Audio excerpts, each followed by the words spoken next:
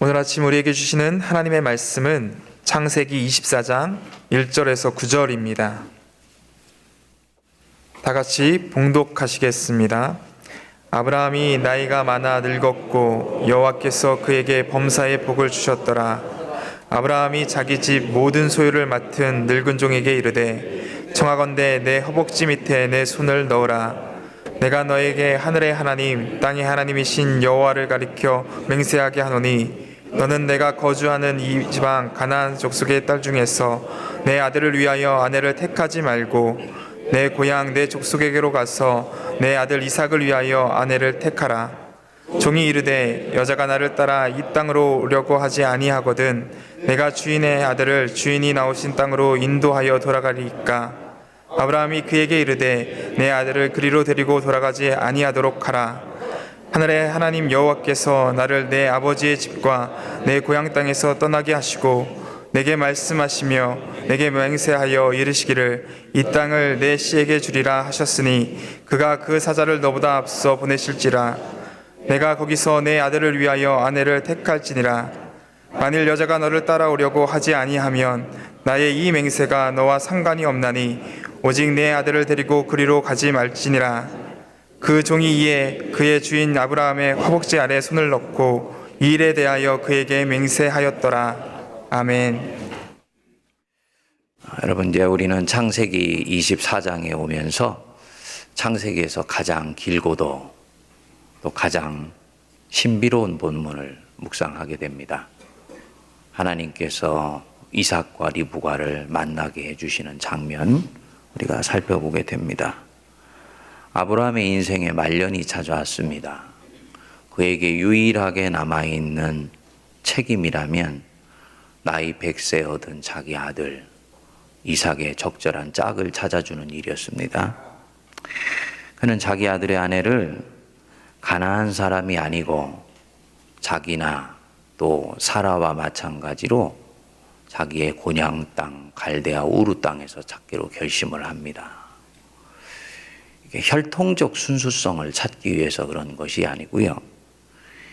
가나안 백성 속에 있는 풍습과 삶의 모양을 가진 여자가 하나님 백성 속에 들어와서 하나님 백성의 삶을 묽게 만들지 않도록 하겠다는 아브라함의 깊은 지혜였습니다. 그리고 이 아브라함이 세웠던 이 전통과 지혜는 이후에 400년이 지나고 난 뒤에 가나안 땅에 들어갔던 이스라엘 백성들이 깊이 유념해야 될 대목이었지요.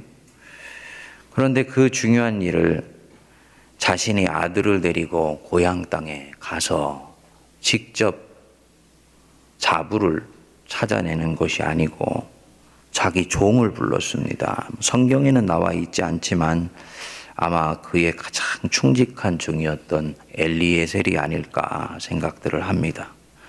5절에 보면 엘리에셀이 그에게 묻습니다. 너 엘리에셀, 네가 그 갈대아 우르 메소포타미아 땅 가서 내 아들 이삭의 아내감을 찾아와라. 그렇게 얘기했더니 5절에 보면 엘리에셀이 묻지요. 종이 이르되 여자가 나를 따라 이 땅으로 오려고 하지 아니하거든 내가 주인의 아들을 주인이 나오신 땅으로 인도하여 돌아가리이까. 그렇지요. 얼굴 한번 안 본 여자하고 어떻게 결혼을 합니까? 대체 누구와 결혼을 하는 것입니까? 얼굴이라도 한번 보여줘야 되지 않습니까? 그 신부 측에서 물으면 그 대답할 말이 궁하거든요. 그러니까 당신의 아들 데리고 그 땅으로 다시 돌아가리까 하고 물은 것입니다. 그런데 주인인 아브라함이 이 엘리에셀에게 아주 단호하게 말합니다. 6절을 보십시오. 우리 같이 읽겠습니다. 아브라함이 그에게 이르되 내 아들을 그리로 데리고 돌아가지 아니하도록 하라. 이유가 뭐냐면 왜 돌아가면 안 된다고 보냐면 7절 하늘의 하나님 여호와께서 나를 내 아버지의 집과 내 고향 땅에서 떠나게 하시고 내게 말씀하시며 내게 맹세하여 이르시기를 이 땅을 내 씨에게 주리라 하셨으니 그가 그 사자를 너보다 앞서 보내실지라 네가 거기서 내 아들을 위하여 아내를 택할지니라. 아브라함은 하나님이 자기에게 처음에 하셨던 말씀을 기억하고 있는 것입니다. 가슴에 새기고 있는 거예요. 하나님이 나를 내 고향 땅에서 떠나게 하셨다. 고향 땅을 내가 떠나왔는데 그거 내가 결정하고 내가 판단하고 내가 다짐해서 떠나왔다면 내가 결정하고 판단해서 다시 되돌아갈 수도 있는 일입니다. 신탁이라는 것이 이래서 굉장히 중요합니다. 하나님이 내게 맡기셨다. 하나님이 나를 이곳으로 보내셨다. 하나님이 나를 그 처음 땅을 떠나게 하셨다. 이 고백이 분명하면 뒤집어서 얘기하면 뭡니까? 하나님이 가라고 말씀하시기 전까지는 돌아왔던 자리로 되돌아가면 안 되는 거예요. 그래서 내가 주체가 되는 삶이라는 것은 항상 상황에 의해서 요동하기 쉽지만 하나님이 나로 하여금 하게 하였다 라고 고백하는 것은요, 그 자리에 자신을 걸게 만듭니다. 우리 성도님들께서 이 대표 기도를 하실 때마다 하나님께서 이상학 목사님을 세문안교에 보내주셔서 감사합니다. 그 뒤에 감사합니다라는 대목에 대해서는 동의하시지 않는 분들도 계실 것입니다만, 하나님께서 이상학 목사님을 세문안교에 보내주셨습니다. 이 부분에서는 저도 여러분도 믿음이 실려야 됩니다. 아멘 하시죠? 저도 믿음이 실려야 돼요. 하나님이 저를 이곳으로 보내주셨기 때문에 내 임의로 움직일 수가 없는 거지요. 이리로 주님이 보내주셨기 때문에 여기서 끝을 본다는 마음으로 최선을 다해야 되는 거예요. 성도들도 마찬가지인 거죠. 하나님께서 하나님의 종을 이곳으로 보내주셨기 때문에 하나님의 뜻이 하나님의 종을 통해 이루어질 수 있도록 하는 것은, 그것은 내 열매나 결심이나 헌신이 아니고 하나님의 뜻에 합당한 거죠. 이 하나님이 나를 여기로 보내셨다. 이 고백은 굉장히 주님의 사명을 감당하는데 소중한 신앙입니다. 이 아브라함은 고향 땅이 자기가 임의로 떠난 것이 아니고 하나님이 나를 떠나게 하신 자리다 라고 보았습니다. 그러니까 거기에 지금 내가 설사 볼 일이 있다고 하지만 떠난 그 자리로 절대로 다시 돌아갈 수는 없는 일이죠. 예. 하나님이 떠나게 하신 고향으로 돌아가는 것은 자기가 나온 자리로 다시 되돌아가 버리는 거예요. 그래서 위쪽에 보면은 어떻게 보면 맥락에 잘 맞지도 않는 것 같은 단어, 5절 끝부분에도 돌아가리까, 6절 중간에도 보면 내 아들을 그리로 데리고 돌아가지 아니하도록 하라. 본문 맥락으로 보면 오히려 그리로 들어가지 않도록 하라라고 하는 것이 맞는 것 같은데 돌아가지 아니하도록 하라라고 써놨어요. 예. 두 번째로 아들을 거기에 보내지 않으려는 이유가 있습니다. 그 7절 중간에 나오는 말씀인데요. 내게 말씀하시며 내게 맹세하여 이르시기를 이 땅을 네 씨에게 주리라 하셨다. 그 이 땅은 무슨 땅입니까? 가나안 땅은 하나님이 자신의 자녀에게 주신 땅이에요. 그러니까 하나님이 자신의 자녀에게 약속으로 주신 땅이기 때문에 잠시라도 벗어나서 약속의 땅이 아닌 다른 곳에 내 아들의 발을 머물게 하고 싶지 않다는 얘기입니다. 아브라함의 믿음이 굉장히 자라있는 것을 보게 되는 거지요. 자신은 처음에 이 땅에 왔을 때 하나님의 말씀을 경히 여겼어요. 약속을 소홀히 여겼습니다. 이 땅이 가나안 땅이며 이 땅은 약속의 땅이기 때문에 이 약속의 땅에서 하나님의 백성이 받는 부요함과 놀라움과 넉넉함과 그 보물 같은 풍성한 것들이 이 땅에 있다는 것들을 제대로 인식하지 못하고 흉년이 왔다고 해서 이 땅 그냥 피해서 애굽 땅으로 갔잖아요. 근데 두 번 실수 안 하는 것입니다.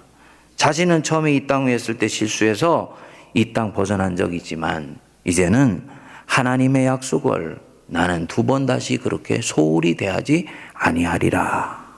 이 노년에 이른 이 아브라함의 믿음의 경지가 여러분 보이십니까? 우리는 나이가 들고 총명함이 약해지면 판단력이 흐려지면서 영적인 판단력도 쇠약해지는 경우들이 대단히 많은데, 그것은 노년에 이른 사람이 갖는 당연한 모습이 아니라는 거죠. 노년에 이를수록 육안은 어두워지만 영안은 더 밝아져서 무엇을 해야 되고 무엇을 떠나보여야 되고 무엇을 붙들어야 되고 무엇을 내어보내야 되는지가 아주 명료해진 아브라함의 모습을 볼 수가 있습니다. 떠나게 하셨으니 떠난 그 자리로 나는 되돌아가지 않을 것이다. 이 자리에 있게 하셨으니 이 주신 부르심의 자리를 나는 한시라도 놓치지 않을 것이다. 여건과 환경과 상황에 개의치 않고 그 원칙을 지킵니다. 그리고 이 부분에서 아브라함은 하나님께 또다시 이제는 자기 아들의 운명을 겁니다. 7절 뒷부분에 보십시오. 거기 보시면 그가 그 사자를 너보다 앞서 보내실지라. 8절에 만일 여자가 너를 따라오려고 하지 아니하면 나의 이 맹세가 너와 상관이 없다. 무슨 얘기냐면요, 아들 얼굴 안 봤다고 따라오지 않겠다고 한다고? 괜찮아. 그 사람은 하나님이 내 아들에게 주시는 짝이 아닌 것이야. 아주 멋지죠.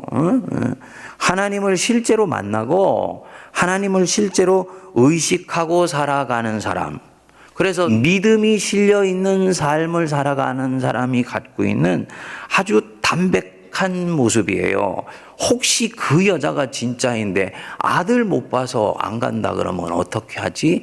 이런 부질없는 회의를 갖지 않는 것입니다. 하나님에게 전적으로 신뢰를 하는 것이고요. 하나님을 신뢰하니까 그분의 인도하심에 대한 이 자신감이 이 자리에서 이미 비춰지는 것입니다. 믿음을 실는 것입니다. 여러분, 저와 여러분들도 인생의 중요한 결정에서 믿음을 실을 수 있게 되기를 바랍니다. 저와 여러분들이 깊이 묵상해 봐야 될 대목이, 저와 여러분들도 떠난 자리가 있잖아요. 우리도 떠난 고향이 있는 사람들입니다. 근데 그 자리로 되돌아가려고 하면은 안 돼요. 중간에 회심한 사람은 회심하기 전에 삶의 자리로, 삶의 습관으로 되돌아가면은 안 됩니다. 불신앙 때 가졌던 육신의 정욕과 안목의 정욕과 이생의 자랑, 뒤늦게 다시 쫓으면은 안 돼요. 처음부터 믿었던 성도님들도 마찬가지죠. 육신의 정욕, 안목의 정욕, 이생의 자랑, 이것은 인간을 가장 성도를 아주 저열한 데 묶는 비참한 부분들입니다. 그것 버리고 지금 이 약속의 땅에서 내 인생 걸겠다고 살아가다가 이제 영적으로 조금씩 익숙해져 가고 편해지는 것 같고, 아, 자유한 가운데 주님을 섬기는 게 어떤 것인지 내가 이제 알겠구나 라고 생각하면서 그 자유가 오히려 자기 자신을 죄에게 종노릇하는 모습으로 나를 밀어 가버리게 되면 자기에게 처음 주셨던 하나님의 약속을 그때부터 점점 소홀히 여기게 됩니다. 하나님 안 기뻐하시는 것이죠. 갈라디아서에 나오는 육체의 일들 여러분 기억나시지요? 육체의 일들, 성도가 배설물로 여기며 버리고 왔던 것들이에요.